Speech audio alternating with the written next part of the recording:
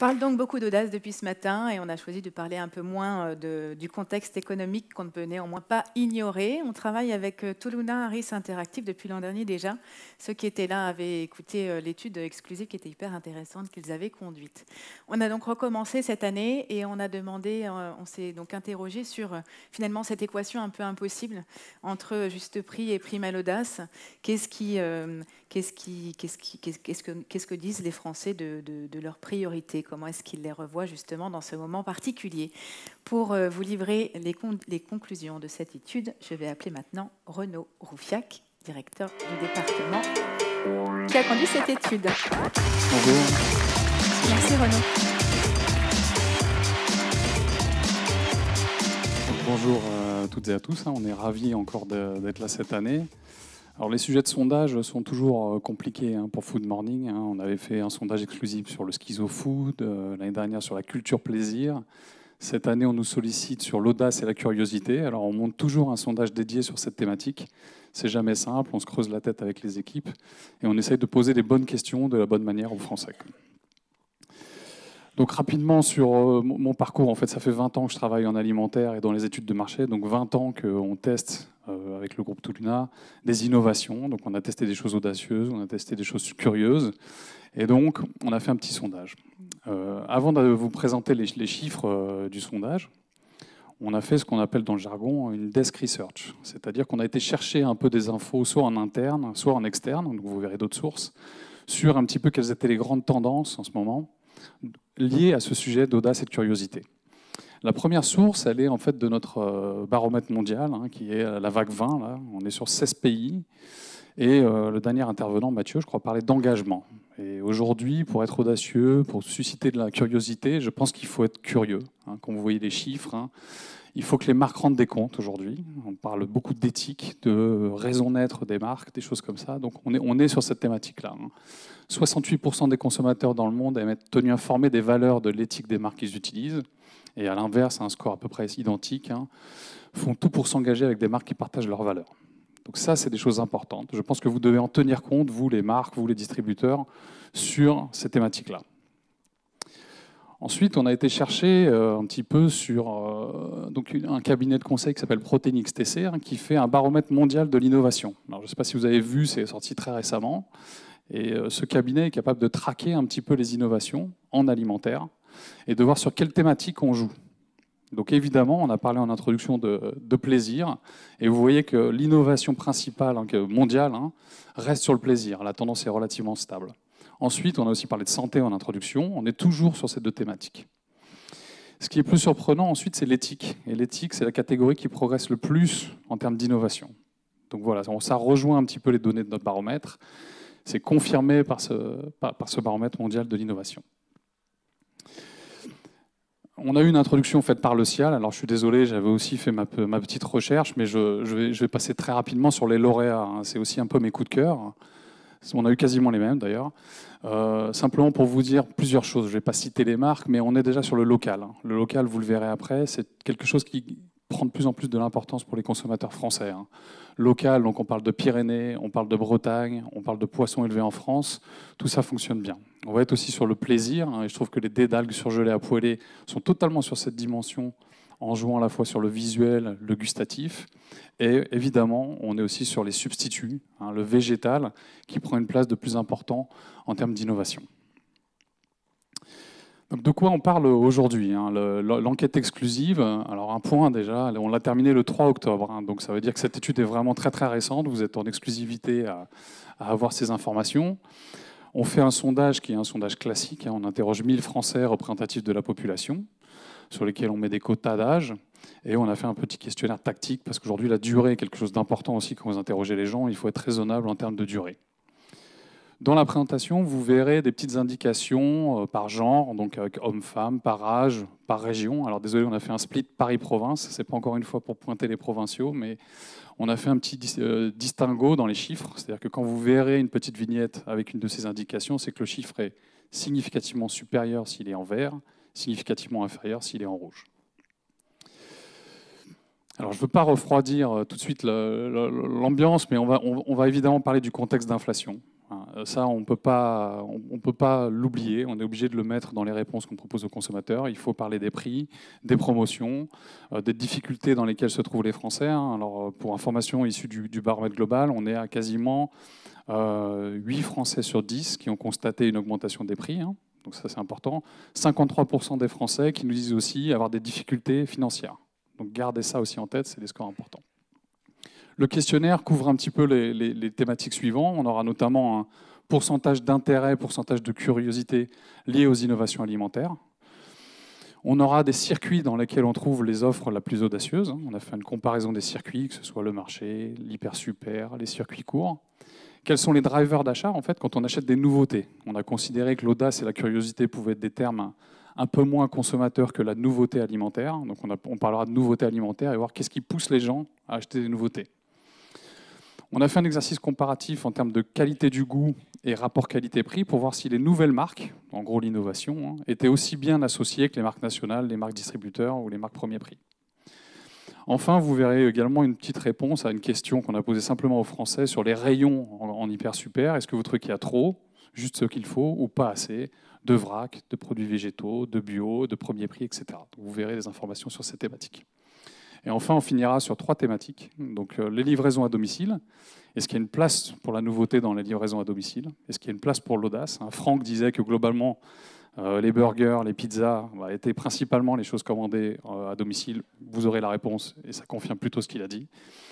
Les repas à l'extérieur, est-ce que quand on mange à l'extérieur, on va chercher de l'audace, de la curiosité? Et enfin, quand on commande en ligne, ce qui est aussi important, est-ce qu'on a plutôt un panier qui est toujours le même ou est-ce qu'au contraire, on met des nouveautés? C'est le seul slide un peu dur de cette présentation, donc on est sur le contexte. La première question, en gros, c'est donc évidemment tous les Français sont au courant de l'inflation. Quel impact a la hausse des prix sur vos achats alimentaires en général? On parle bien de les achats alimentaires. Le premier qui revient, évidemment, une logique promotionnelle. Donc 51% des Français, donc si j'explique un peu plus les femmes et un peu plus en province, nous ont déclaré qu'ils achètent plus de produits en promotion. Ensuite, et c'est cet item qui nous intéressait, puisqu'il est associé à la nouveauté, j'achète uniquement ce dont j'ai besoin. Vous voyez qu'on est aussi sur un Français sur 2 qui nous répond ça, un peu plus les plus de 50 ans, et que globalement sur ça, on peut se dire qu'il y a quand même 50% des gens qui disent aussi « je peux acheter en dehors de ce que j'achète habituellement ». Donc c'est plutôt bon signe. On est sur du déclaratif, mais on sait que la tendance sur la viande est quand même sur un trend plutôt stable, voire un peu négatif. Moins de produits plaisir, j'achète des produits moins chers, etc. Le bio, 22%, on en reparlera après, certains le savent déjà. Le bio, on est sur une catégorie produit qui est en difficulté. Quand on n'est que bio pur, on sait qu'aujourd'hui, il faut rajouter d'autres choses. Mais le bio est un peu moins touché parce qu'on est sur un plafond de verre aujourd'hui qu'il faut justement éclater pour le relancer. L'intérêt, la curiosité sur les nouveautés alimentaires. C'est un point super intéressant. On avait peur d'obtenir ce score pour se dire on va à Food Morning, on va parler d'audace et de curiosité. Est-ce que les Français sont finalement toujours intéressés par les nouveautés alimentaires? Est-ce qu'ils sont toujours curieux? On dit oui, puisque c'est très très large. 85% des Français se disent intéressés, se disent curieux à l'égard des nouveautés. Vous voyez que les scores de très intéressés ou très curieux sont quasiment les mêmes, la question étant assez corrélée. On est sur 40% et ça intéresse très fortement les femmes, les 18-34 ans et un peu plus les CSP+. On a une question un peu spécifique. Alors, elle est un peu tirée par les cheveux parce qu'on parle d'audace. On voulait vraiment associer la question à l'offre alimentaire la plus audacieuse. Et donc, on posait une liste de circuits associés à ça. Et vous voyez que l'hyper super a toujours sa place. Là où on va aller trouver des nouveautés, là où on va aller être un peu plus curieux, globalement, c'est toujours en hypermarché. 32% des Français, un peu plus en province, un peu plus les CSP+. Mais ça, c'est lié aussi à la typicité parisienne où il y a moins d'hypermarchés.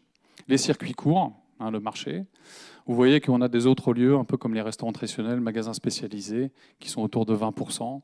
On est sur des magasins de proximité, fast-food, sur des scores très faibles. 9%, donc là on est moins dans l'audace, même si les jeunes, vous voyez que sur le fast-food, peuvent considérer que c'est un peu plus audacieux comme circuit que les autres. Les drivers. Donc on a posé deux questions sur les drivers. Globalement, quels sont ceux qui vous intéressent lorsque vous achetez des nouveautés alimentaires, et ensuite quels sont ceux qui vous poussent à acheter. Donc sur l'intérêt, On parlait de plaisir. L'année dernière, c'était culture plaisir. Cette année, on est toujours sur le plaisir. Ça a été redit plusieurs fois pendant les différentes présentations. Le driver numéro 1 reste l'association des goûts, les saveurs, voilà, mais d'un produit existant. Ça peut être réassurant aussi d'avoir en extension de gamme un nouveau parfum sur une marque qu'on connaît. On va y aller, c'est quelque chose d'intéressant. L'innovation est le numéro 2, c'est-à-dire que créer un nouveau produit, créer une nouvelle catégorie, un nouveau goût peut également être bien perçu et intéresser les nouveaux consommateurs. Et ensuite, on est sur un compromis, puisque vous voyez qu'on a mis nouveaux prix, nouvelles offres promotionnelles, il faut repenser. On est des fois sur des grands formats, des packs de 24, des choses un peu à l'américaine, des formats de 5 litres. Il faut penser à ça. Il faut que dans l'audace, la curiosité, on soit aussi audacieux en termes de promo, parce qu'il y a un compromis qui est obligatoire aujourd'hui pour le consommateur. Quelle est l'importance des critères ? Donc là, on se redit encore une fois, globalement, 3 critères sont majeurs aujourd'hui en termes d'innovation. On va être sur le goût, les saveurs, et c'est transgénérationnel, c'est pour tout le monde pareil. La composition, les ingrédients, vous voyez que les femmes sont un peu plus sensibles, un peu moins les jeunes. Et enfin, à nouveau, sur le top 3, le prix. On est ensuite sur le nouveau goût à 57%, et ensuite vous avez d'autres items qu'on a testés qui apparaissent un petit peu moins. Je vous disais en introduction qu'on a essayé de chercher un petit peu à savoir comment se positionner les nouvelles marques, donc les innovations, en termes de perception de goût. Globalement, vous voyez que sur le top 3, donc marque locale, marque nationale et nouvelle marque, on est à plus de 90%. On est sur une déclaration de ont très bon goût ou plutôt bon goût, donc des choses très positives. Donc on voit que globalement l'enthousiasme et la satisfaction projetée à l'égard du goût des nouveaux produits est plutôt sur des niveaux de score élevés.